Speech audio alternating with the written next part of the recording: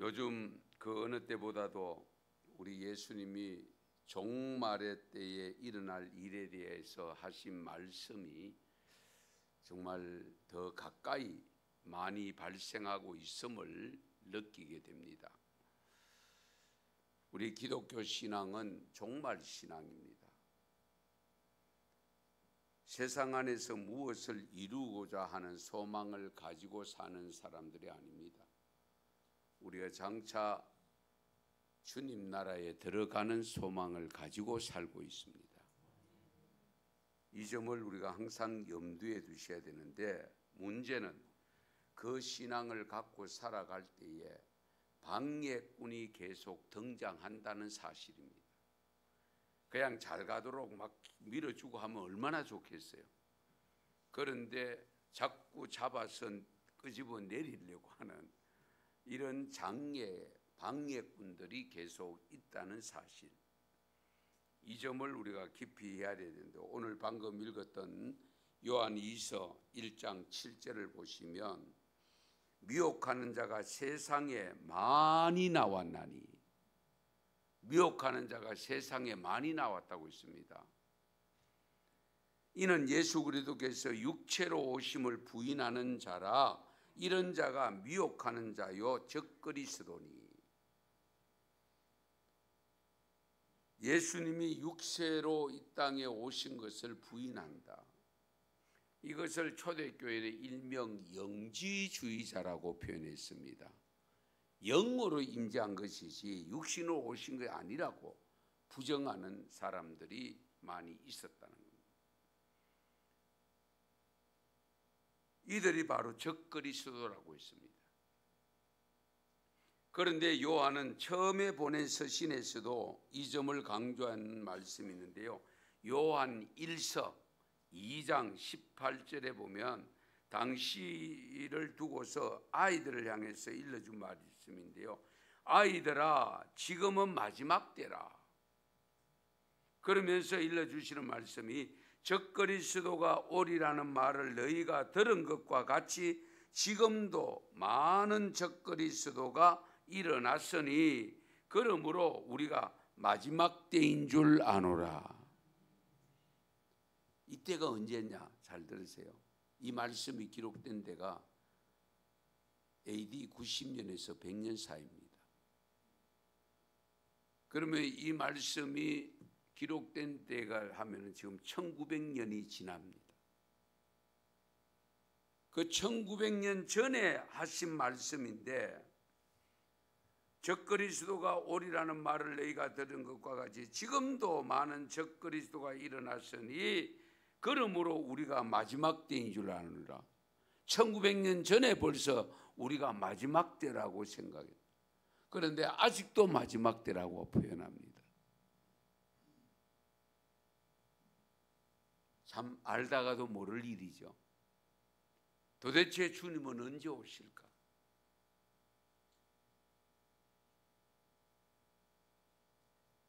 이 종말이 언제 임할는지 모르는 것은 분명한데, 우리 예수님이 징조를 일러주신 말씀이 오늘 마가복음 13장 32절 33절에 보면요. 그러나 그날과 그때는 아무도 모르나니 하늘에 있는 천사들도 아들도 모르고 아버지만 아시느니라. 주의하라, 깨어 있으라. 그때가 언제인지 알지 못합니다. 네. 아버지만 아신, 마지막 날이 언제일지 모른다고 합니다. 그런데 이것을 우리가 미리 알았으면 참 좋겠는데, 그렇잖아요. 그러나 여러 가지 징조가 있다. 이 내용의 말씀이 기록된 마가복음 13장 그 앞부분의 서두에 보면 어느날 예수님께서 제자들에게 예루살렘 성이 곧 무너질 것이다, 종말이 올 것이라고 했을 때에 이 말씀을 들었던 제자들이 예수님이 감난산에 올라가서 잠깐 쉬고 있을 때에 이 제자들이 다가와서 조용하게 예수님께 질문을 합니다. 이 모든 일이 이루어지려 할 때에 우리 무슨 징조가 있사오리까? 무슨 징조가 있겠습니까? 이 질문에 예수님이 대답한 내용이 5절 이하의 많은 내용입니다만은 가장 먼저 언급된 내용이 5절 6절에 보면 예수께서 이르시되 너희가 사람의 미혹을 받지 않도록 주의하라. 많은 사람이 내 이름으로 와서 이르되 내가 그라 하여 많은 사람을 미혹하리라. 내가 예수다. 내가 그가 예수님을 지칭한다. 내가 예수다 하는 사람이 많이 일어난다. 한두 사람이 아닙니다. 그러니까 자칭 예수라고 하는 사람이 많이 일어난다는 거예요.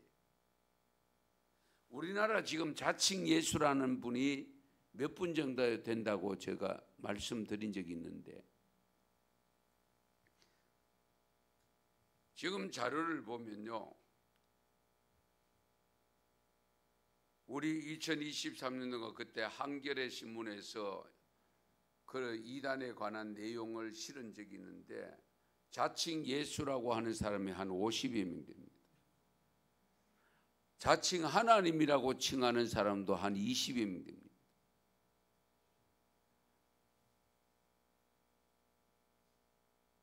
참 안타까운 일이죠. 그래서 우리 마가복음 13장 21절 22절에 보면 그때에 어떤 사람이 너희에게 말하되 보라 그리스도가 여기 있다 보라 저기 있다 해도 믿지 말라. 예수가 여기 있습니다. 이가 예수입니다. 믿지 말라. 거짓 그리스도들과 거짓 선지자들이 일어나서 심지어는 이적과 기사를 행하여 할 수만 있으면 택하신 자들을 미혹하리라. 할 수만 있으면 믿는 우리를 미혹한다. 그래서 이단의 공통점 중에 한 가지가 뭐냐? 교패 붙은 집을 찾아다닙니다. 왜? 그래야 대화가 되거든요.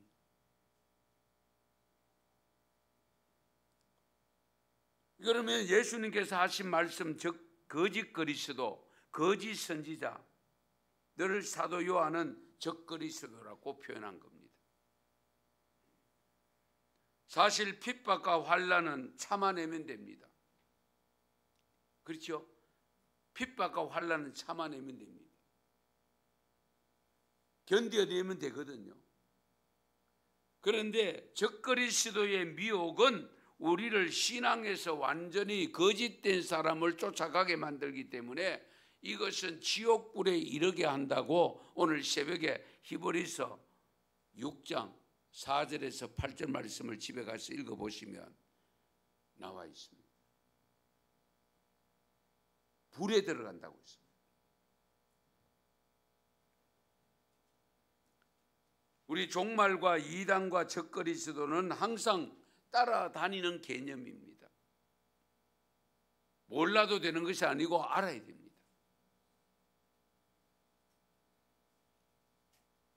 그래서 우리 교단에서는 매년 8월 첫 번째 주일을 이단 경계 주일로 해서 지키고 있으면서 이단에 대한 경각심을 가질 수 있도록 말씀을 전하도록 그렇게 하고 있습니다.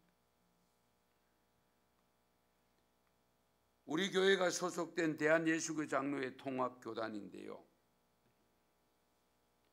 우리 교단 교회만 하더라도 9,870개로 지금 전거되고 있죠. 전해지고 있습니다. 적 그리스도 이단의 특징이 뭐냐?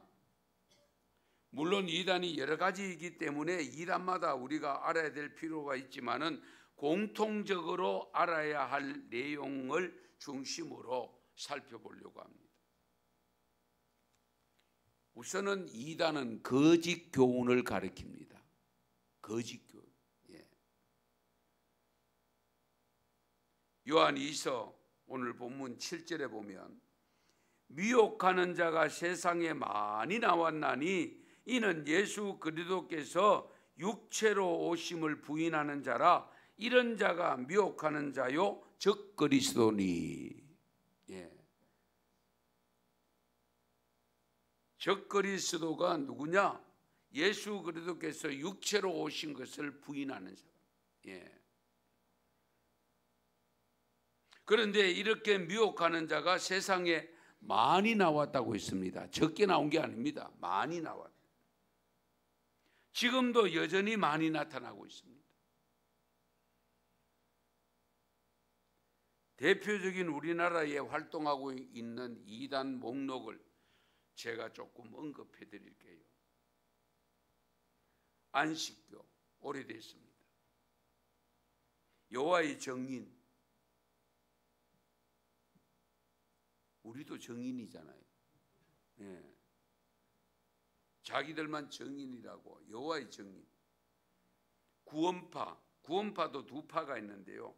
기독교 복음 침례회 권신찬, 유병헌 씨 아시죠? 예. 그리고 대한 예수교 침례회라고 있는데요. 예수교 침례회가 구원파입니다. 박옥수파, 이요한파. 예.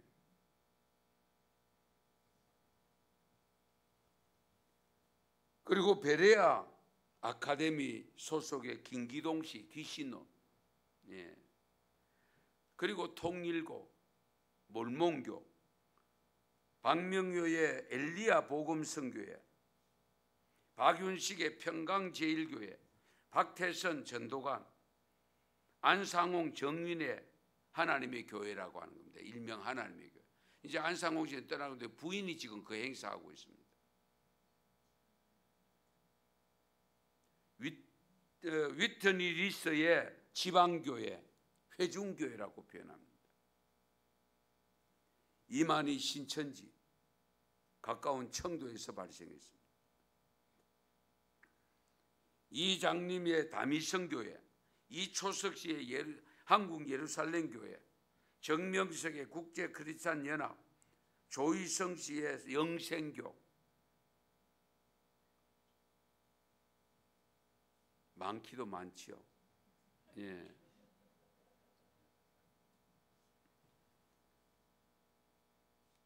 여기다가 우리를 위협하는 타종교, 이슬람교,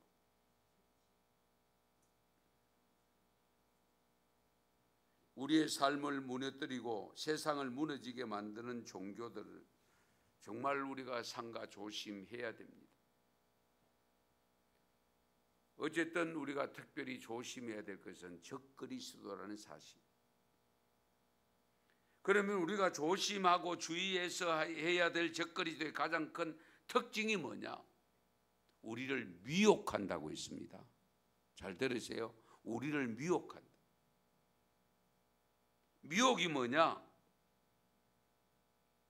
단어 해도 기억하기 힘드니까 그런 생각하지 마시고, 미혹이라는 단어는 우리가 어느 정도 이 이미지를 걷습니다만은 양떼가 길을 잃고 방황하는 모습을 의미하는 단어입니다. 양떼가 길을 잃고 방황하는 모습을 의미하는 단어. 그 미혹한다는 것은 뭡니까? 가던 길을 가지 못하게 만들고, 그리고 다른 길로 가게 만들거나 다른 길 방황하게 만든다. 진실이 아닌 사실을 믿고 따르게 한다는 겁니다. 그래서 우리가 미혹당하는 것을 삼가 조심해야 돼요. 우리 예수님은 종말의 때에 성이 무너지고 백성들이 곤란을 당하는 것보다 더 중요한 것은 영생의 믿음을 잃어버리게 만드는 것이라고 했습니다.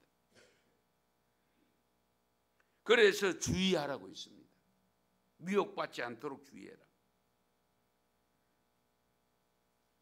이 주의하라는 단어도요, 미완료형을 쓰고 있습니다. 그때에 끝난 것이 아니고 미완료형이니까 계속 진행 중이라는 거죠. 예. 그래서 오늘 우리들 신앙을 가장 크게 위협하고 있는 것이 바로 이단입니다. 이단의 교주들은 대부분 자신들이 재림예수라고 주장하고 있고, 문제는 거기에 들어가 있는 사람들이 있다는 사실입니다. 따라오는 사람 없으면 벌써 없어졌겠죠. 그렇잖아요. 따라오는 사람이 있으니까 계속 존재하는 거예요. 우리가 생각할 때는 이해가 안 되잖아요. 솔직히. 예.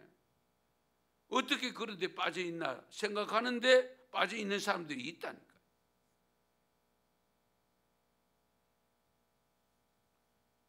초대교회 때에 나타난 적그리스도가 영지주의자들이라고 말씀드렸습니다마는 이 영지주의자는요, 어쨌든 예수님이 성육신한 것을 부정하고 영으로 오셨다는 것을 계속 강조하고 있는데, 우리가 적그리스도이거나 거짓 선지자, 거짓 목사, 거짓 교주로 의심이 되거나 알게 되었다면 우리가 어떻게 처신을 해야 될 것인가, 어떻게 처리를 해야 될 것인가, 대처해야 될 것인가, 강력하게 대해야 됩니다.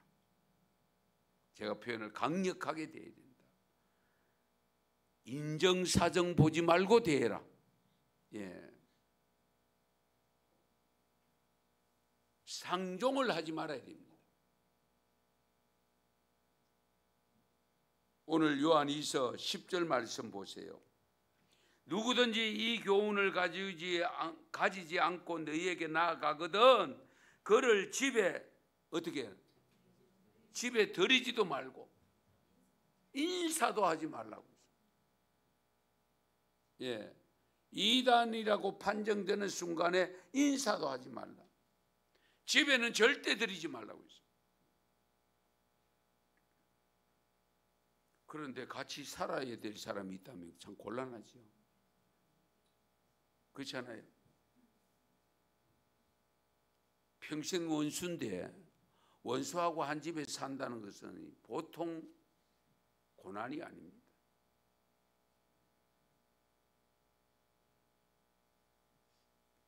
그래서 요한 2서 우리 11절입니다. 그에게 인사하는 자는 그 악한 일에 참여하는 자가 된대요. 엄청난 말씀 아닙니까? 그냥 아예 적대시하라는 거예요. 예. 뭐 좀 잘 봐준다고 뭐 인사하고 지내고 하면 그거는 오히려 그들과 같은 사람이에요.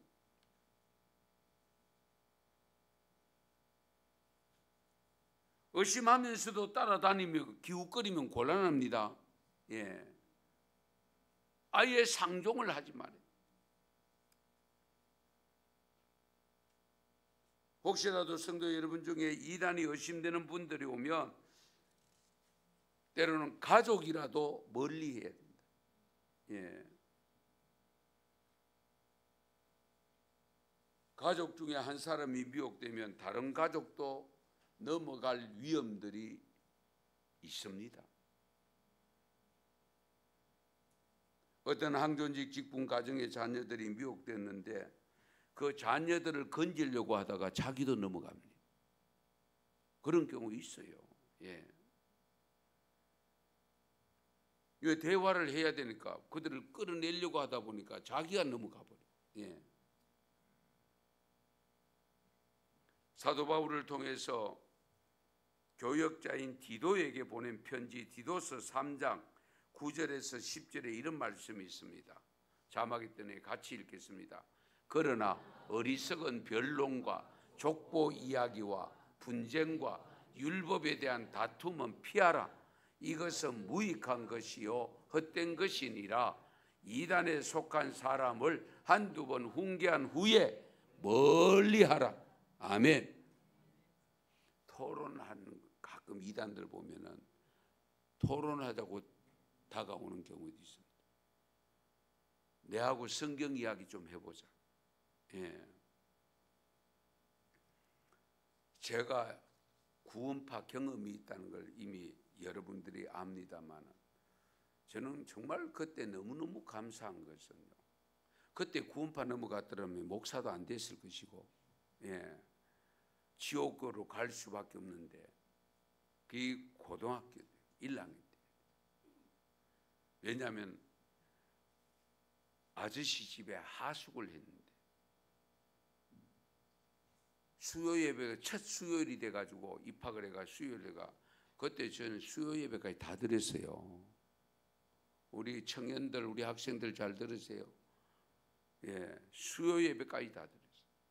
그 수요 예배 갔는데 마침 그 아저씨 집에 자녀가 여러 사람이 있었는데 두 친구가 같이 수요 예배 자기 교회 가자 그래 갔어요. 가서 이제 교회 예배를 더 드렸어요.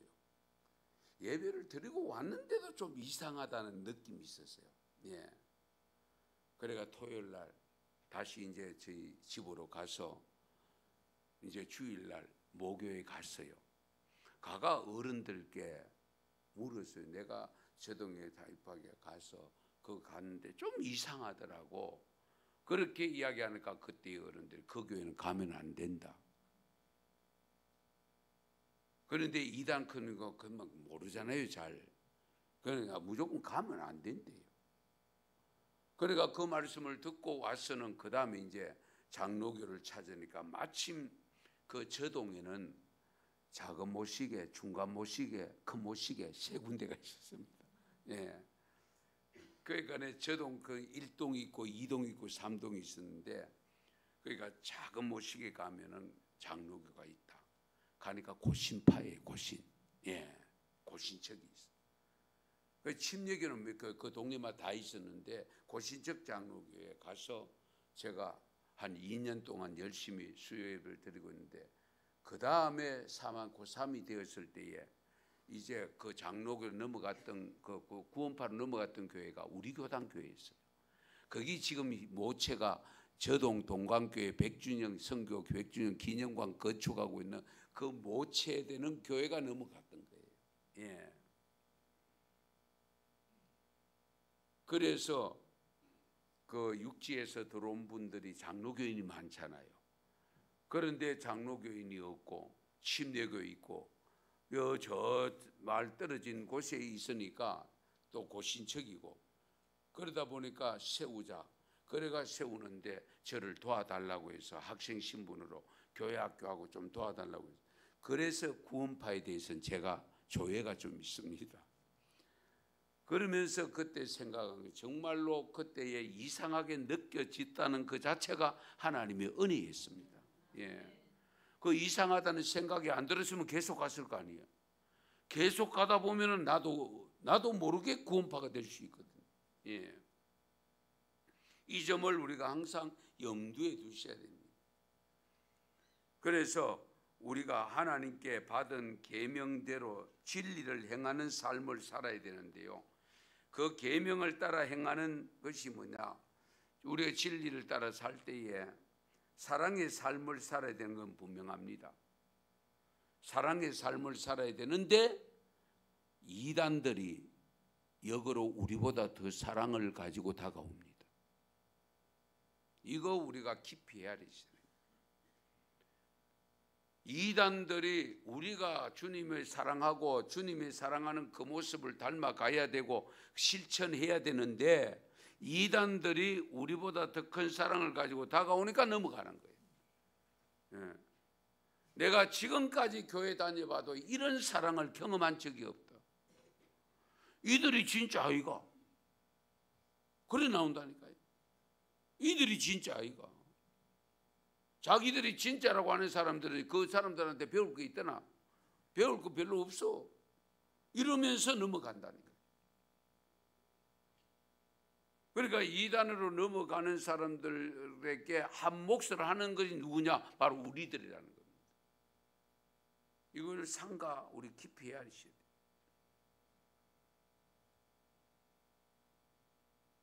그래서 우리 계명을대로 진리를 행하는 삶을 분명히 살아야 되는데요. 사랑은 계명을 따라 행하는 겁니다. 말씀 따라 행하는 겁니다. 오늘 요한 2서 본문 4절에서 6절 말씀에서 잘 말씀해 주고 있는데요.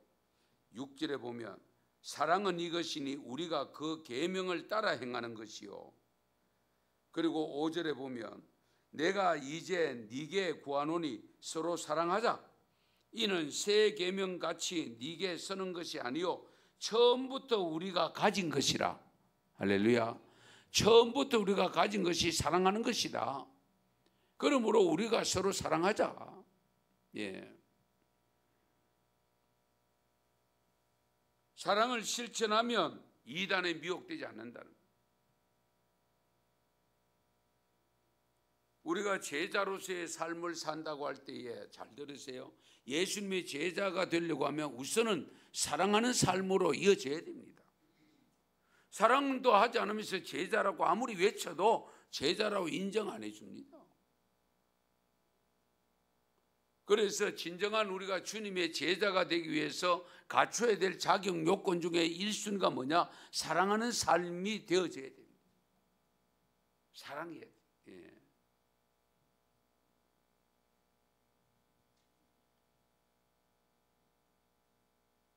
요한복음 13장 34절 35절에 보면 새 계명을 너희에게 주노니 서로 사랑하라. 내가 너희를 사랑한 것 같이 너희도 서로 사랑하라. 너희가 서로 사랑하면 이로써 모든 사람이 너희가 내 제자인 줄 알리라. 너희가 서로 사랑하는 모습을 보면 너희가 내 제자인 줄을 다른 사람들이 인정해 준다. 예. 우리 청년들, 청소년된 여러분, 이번 성경학교 수련회 주제를 제자로 살라고, 제자가 되자고 했는데, 제자가 되기 위해서 가장 먼저 여러분들이 지켜야 될 것이 뭐냐? 사랑의 삶을 지켜야 됩니다. 사랑의 삶을 살아야 돼요. 아멘도 안 하신 분이 사랑하지 않을 것 같아요. 예.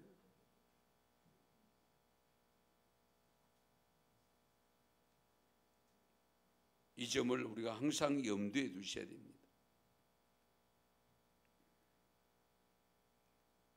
이단들이 접근할 때에 얼마나 어떻게 접근하느냐.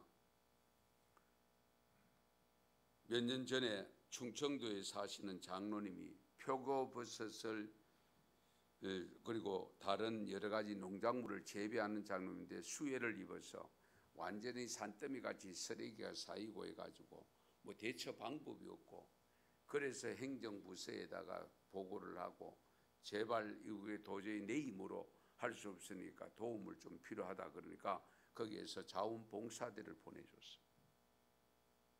자원봉사대가 한 40명 왔어. 그런데 유니폼을 다 입고 왔는데 뒤에 보니까 신천지라고 적혀 있었어.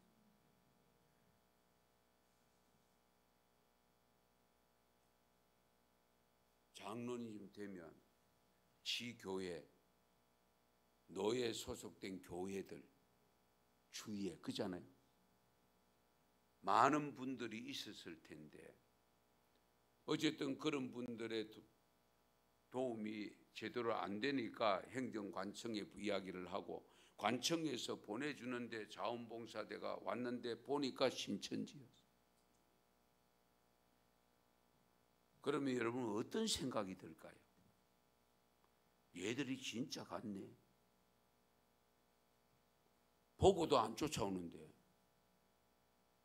이들은 행정관청을 통해서 오는 사람들, 그것도 한두 명이 아니고 4명도 아니고 40명.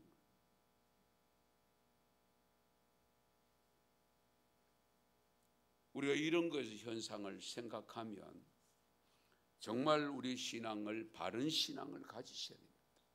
바른 신앙이에요. 예. 내가 예수 믿는다는 사실을 알고 있는 많은 사람들에게 어떤 모습으로 비춰지고 있는가? 다른 사람은 못 가도 저분 같으면 반드시 천국 갈 것이라는 그런 말을 들을 수 있는가? 아니면 저런 사람도 천당 간다는 말인가? 그러면 나는 그 천당 안 갈래. 이런 소리 들으면 되겠어요?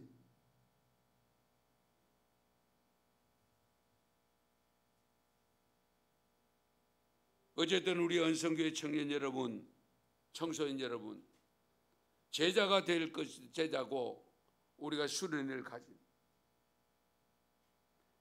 여기에 청년 청소들만 아니고 오늘 예배를 드리는 저와 여러분 모두가 해당됩니다.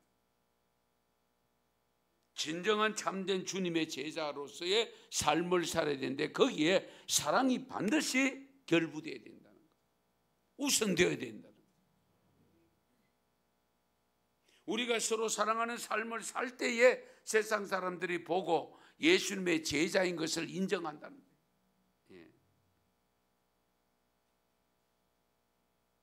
베드로후서 2장 4절에서 7절에 우리 이런 말씀입니다. 같이 읽겠습니다. 하나님이 범죄한 천사들을 용서하지 아니하시고 지옥에 던져 어두운 구덩이에 두어 심판 때까지 지피게 하셨으며 옛 세상을 용서하지 아니하시고 오직 의를 전파하는 노아와 그 7 식구를 보존하시고 경건하지 아니한 자들의 세상에 홍수를 내리셨으며 소돔과 고모라 성을 멸망하기로 정하여 죄가 되게 하사 후세에 경건하지 아니할 자들에게 본을 삼으셨으며 무법한 자들의 음란한 행실로 말미암아 고통당하는 의로운 롯을 건지셨으니 아멘. 우리가 말씀을 받을 때에 부담을 갖고 받으셔야 됩니다. 너무 안일하게 생각하였다가 후회하는 일이 발생할 수 있습니다. 그러므로 우리는 에베소 교회가 책망받을 것 같이 그런 깊이 생각하면서 우리가 주님의 말씀을 은혜를 받아서 주님의 사랑을 통해서 우리가 주님을 사랑하고 교회를 사랑하고 성도를 사랑하고 이웃을 사랑하는 것까지 가야 됩니다. 우리끼리 사랑하는 게 뭐 당연히 해야 되겠죠. 그렇죠? 그래서 예수님이 주님을 사랑하고 그리고 어떻게 이웃을 사랑하라고 했어요.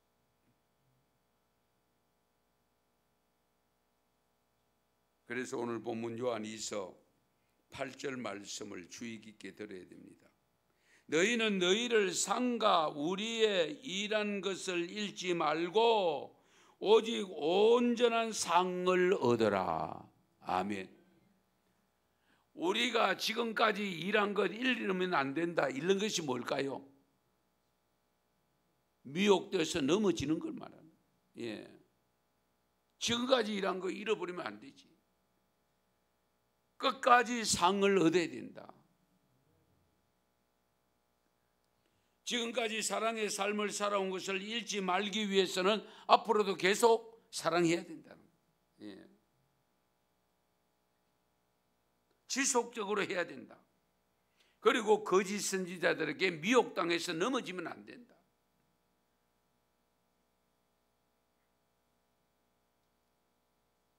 우리가 사실 이단만 나무랄 것이 아닙니다. 이단에 넘어진 자를 원망하고 안타깝게 여기는 것으로만 안주해도 안 됩니다. 하나님의 계명을 지키는 자가 되어야 됩니다. 계명을 지키는 자. 예. 하나님의 계명 크게 두 가지 아닙니까? 하나님을 사랑하는 것이고 둘째는 이웃을 사랑하는 것입니다. 예. 옆에 분하고 먼저 사랑합니다 인사 한번 하십시다. 예. 주님 앞에 갈 때까지 사랑하겠습니다.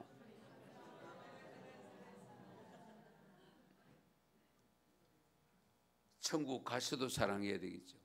천국 가면 사랑은 자동적으로 되게 돼 있어요. 예. 그 사랑을 지금 우리가 이 세상에 살면서 훈련하고 연습하는 거예요. 예. 종말을 기다리는 성도라면 반드시 적그리스도를 조심해야 됩니다. 이단을 조심하시고 그러면서 우리가 이단에 빠지지 않도록 하기 위해서 나 자신뿐만 아니라 우리 주위에 있는 모든 분들 은성교회 성도들이 빠지지 않도록 하기 위해서는 사랑의 삶을 실천해야 됩니다.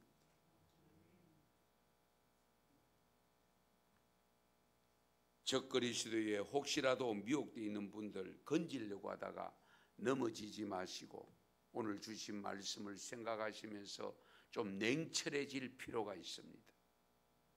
안타깝기는 하지만 그러면서 기회를 봐서 정말 큰 사랑으로 다가가서 감동을 시켜서 주께로 본질로 돌아오게 만드는 그런 역사도 있어야 되지 않겠습니까? 이단에 대한 영상을 하나 마지막으로 보고 마칠게요. 간단하게 기계 한 8분짜리를 한 4분으로 축소했는데 우리 영상을 하나 보겠습니다. 이 집단은 1984년 이만희라는 인물 하나로 시작돼요. 특이한 건 이만희는 자기가 예수님이 보내준 보혜사라는 거예요. 성경의 진짜 의미, 특히 요한계시록, 이걸 풀 수 있는 건 자기밖에 없다는 거죠. 그리고 여기서 쎄한 부분은 성경을 그냥 읽지 않는다는 거예요. 모든 단어를 비유하며 성경에서 예수님을 상징하는 참 포도나무는 교주 이만희를 뜻하고 바다는 진짜 바다가 아니라 혼란한 세상이고 천사는 아무튼 다르게 해석해요. 그래서 신천지에서는 이걸 교육 강사가 일일이 가르쳐줘요. 무슨 학교 수업처럼 말이죠. 근데 그 수업이 시작되면 처음엔 성경 공부인 줄 알았던 게 나중엔 신천지 입문 코스가 돼요. 그리고 또 중요한 게 14만 4천 계시록에 나오는 숫자죠. 일반적으로 상징적인 숫자라고 알고 있지만 신천지에서 이 숫자는 실제로 구원받을 수 있는 인원이라고 믿어요. 그래서 현혹된 사람들은 조금이라도 빨리 들어가려 하죠. 그리고 포교 방식도 되게 은밀한데 2000년대 초까지 도를 아십니까 전략을 사용했다면 발전한 현재는 겉보기엔 평범한 교육 모임, 성경 공부처럼 보이게 포장해 말 한마디 한마디로 사람을 끌어들이죠. 이런 포섭 작업을 하는 사람들은 가족과 연락도 끊고 생계도 포기하고 심지어 본인 이름까지도 바꿔가며 활동하는 경우도 있어요. 하나님의 교회, 어느 날 갑자기 누가 이렇게 말해요. 하나님이 다시 내려오셨대. 근데 이번엔 여자야. 갑자기 멈칫하게 되죠. 근데 이걸 아주 진지하게 믿는 집단이 있어요. 바로 하나님의 교회 세계복음선교협회, 줄여서 하나님의 교회 혹은 어머니 하나님 교회라고도 불려요. 안상홍은 생전에 자신을 재림 예수라고 주장했죠. 그리고 이분은 1985년에 돌아가십니다. 새롭게 등장한 인물이 바로 장길자. 하나님의 교회는 이렇게 말하죠. 안상홍님은 아버지 하나님, 그리고 장길자님은 어머니 하나님이다. 그러니까 지금은 성부, 성자, 성령, 이걸 넘어서 아버지 하나님과 어머니 하나님이 함께 계신다는 논리예요. 그리고 이 시대의 구원은 어머니 하나님을 믿어야만 가능하다고 주장하죠. 그래서 포교할 때 꼭 묻는 질문이 있어요. 하나님이 어머니도 계신 거 들어보셨어요? 막상 가보면 점점 교리 수업으로 이어지고 신도들은 무섭도록 체계적이고 폐쇄적인 시스템 안에 들어가게 돼요. 신도들에게 가장 중요한 사명은 바로 사람 끌어오기예요. 그래서 백화점, 지하철역, 길거리 조용히 다가와 성경 공부 해보실래요? 묻는 경우 이 교회 신도일 확률이 높아요. 가족과의 갈등도 심각한데 신도 스스로 이 세상은 곧 멸망한다, 구원은 여기뿐이다 라는 확신에 빠지면 바깥 세계는 아예 신경 쓰지 않게 되죠. 자기 부모, 형제, 친구가 걱정해도 사탄이 나를 시험한다는 식으로 받아들이게 되는 거예요. 이들은 외쳐요. 우리는 진짜 하나님의 자녀다. 하지만 세상은 묻죠. 네가 말한 하나님, 내가 아는 하나님 맞아? 구원파. 하나님 믿으세요?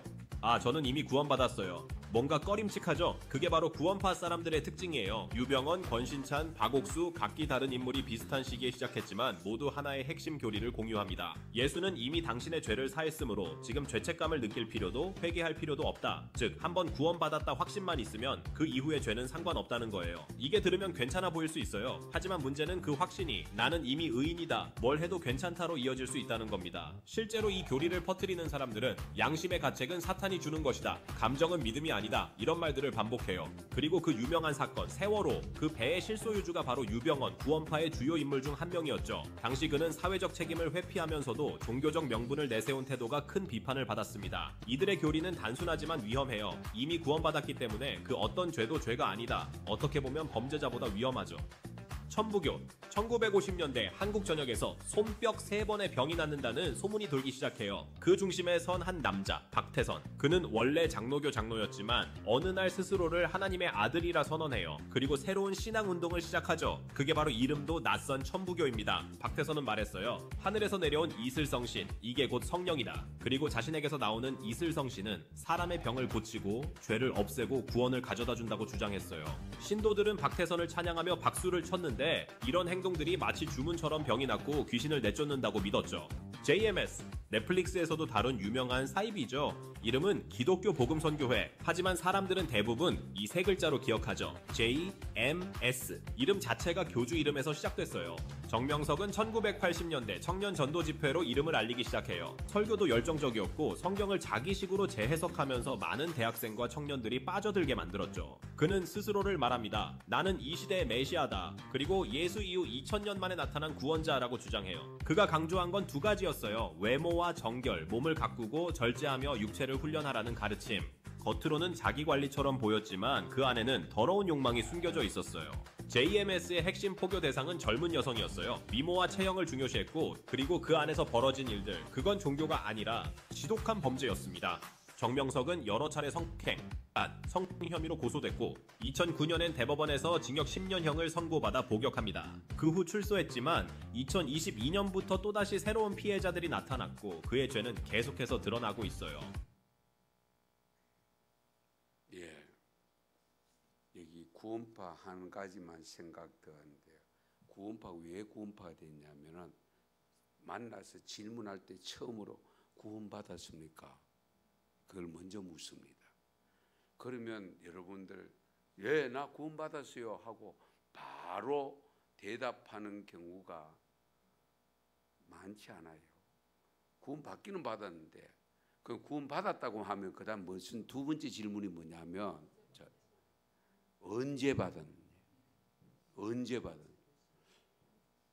근데 날짜까지 다 되래요. 심지어 어떤 자기들은 시간까지 됩니다. 예.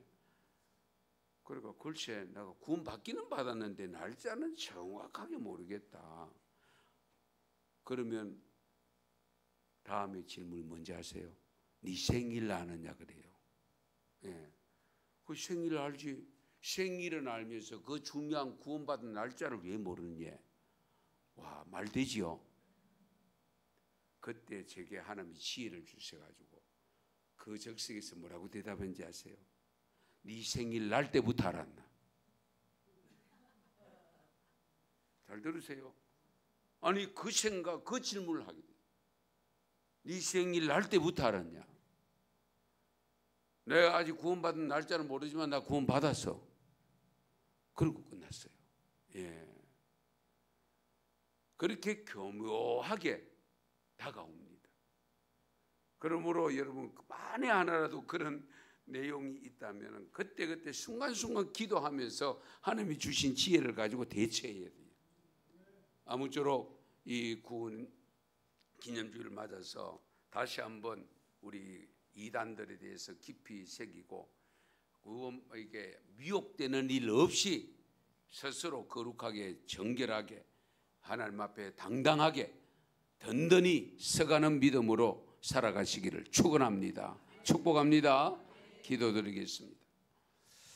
하나님 아버지 감사합니다.